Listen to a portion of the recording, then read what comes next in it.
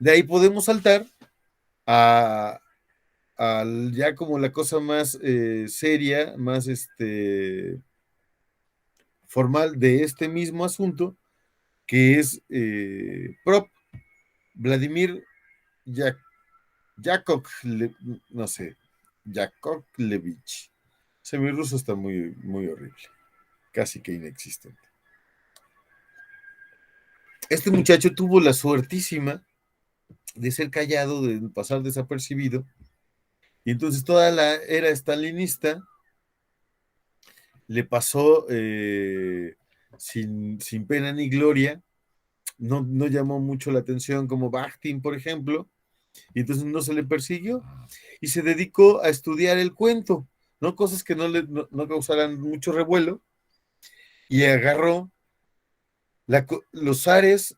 Rusia tiene una colección de cuento popular muy grande que se ha cultivado por siglos en la corte sí, en la corte de los zares, y después durante la época soviética y hasta nuestros días. Y entonces este muchacho trabajaba en la biblioteca donde tenían ese acervo, y empezó a estudiar cuentos folclóricos, es decir, populares, con autor anónimo, que tuvieran componentes fantásticos, pero que además pertenecieran a la etnia, a la cultura eslava, que no fueran gitanos, que no fueran vikingos, que no fueran turcos, mongoles, o sea, que no las otras etnias que conviven en el imperio ruso, sino nada más los eslavos. Y empezó a analizar los predicados de los sujetos que serían los personajes,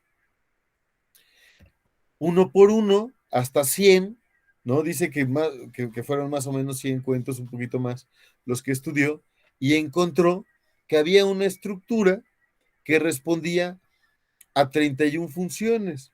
Es decir, todos los cuentos folclóricos fantásticos eslavos tienen una estructura que va desde la función uno, que es un alejamiento del personaje principal, de su mundo normal, cotidiano, y que va a concluir en una boda. Y a lo largo de esto vamos a tener, después del alejamiento, una prohibición de algo, luego se va a transgredir esa prohibición, luego va a haber el conocimiento de esa transgresión y de alguna otra cosa, y o de alguna otra cosa, se va a obtener información, se va a suceder un engaño, y todos los cuentos van a tener esta estructura. Va a pasar esto y luego va a pasar esto otro y luego va a pasar esto otro. Algunos cuentos, algunas variedades de los cuentos pueden ahorrarse alguna de las funciones.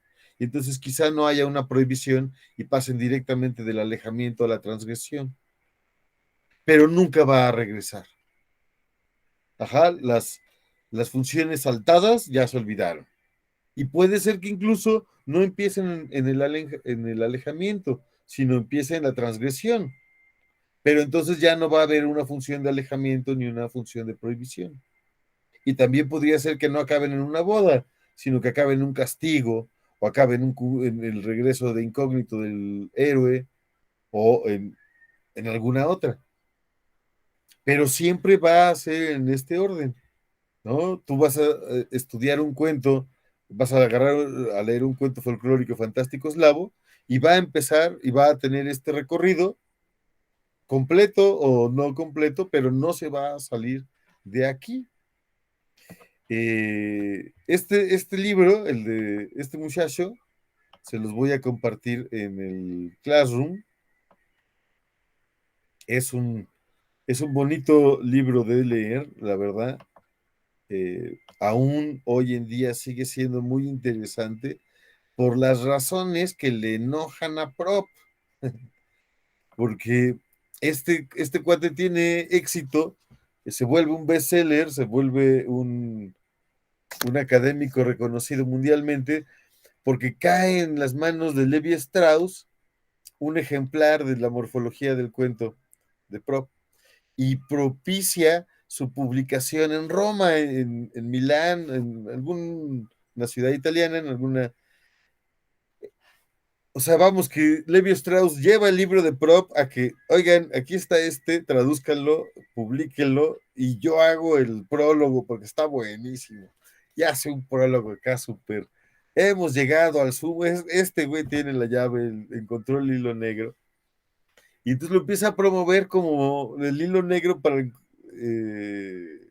estudiar todos los cuentos.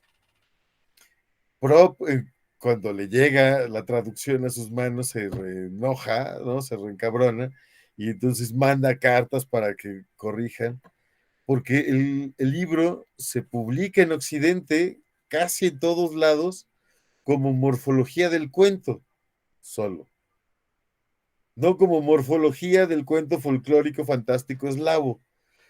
¿No? Es comprensible porque pues, es un título larguísimo que para tesis de doctorado podría estar chido, pero no para un libro de texto, ¿no? El caso es que lo toman para explicar, tratar de explicar otros cuentos, pero no funciona cuando tienes un autor. Ajá, en Occidente casi todos los cuentos son de autor. O lo escribió Ale o lo escribí yo, pues, pero alguien que se puede identificar. Son pocos los casos que trascienden de cuentos que nadie escribió, o sea, que son anónimos. El Lazarillo de Tormes, La vida del busco. O sea, hay dos o tres que se han conservado, ¿no? No es lo que nos gusta, ¿no? En Occidente nos gusta saber quién demonios escribió La Celestina, ¿no? ¿Quién es el autor del Quijote?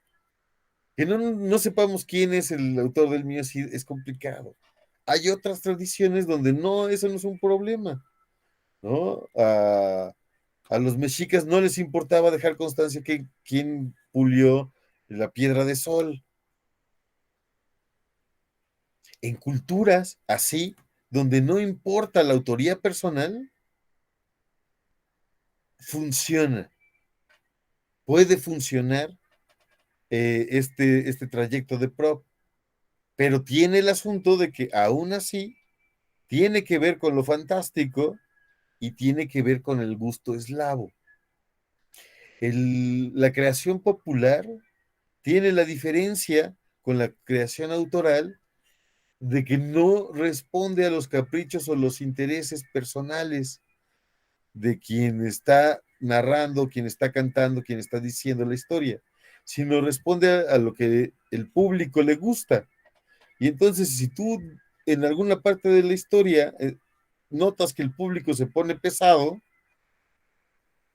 la omites y buscas las partes donde el público se ponga más deseoso de vaciar sus bolsillos en los tuyos, ¿no? De pagarte por lo que está escuchando, como negocio que es, pues, ¿no? Que te aprecie, que lo que sea. Ahí es donde estos tipos de trayectos tienen mucho más éxito, tienen más posibilidades de funcionar. Cuando no es popular, cuando no es folclórico, no es fácil que sigan estos mismos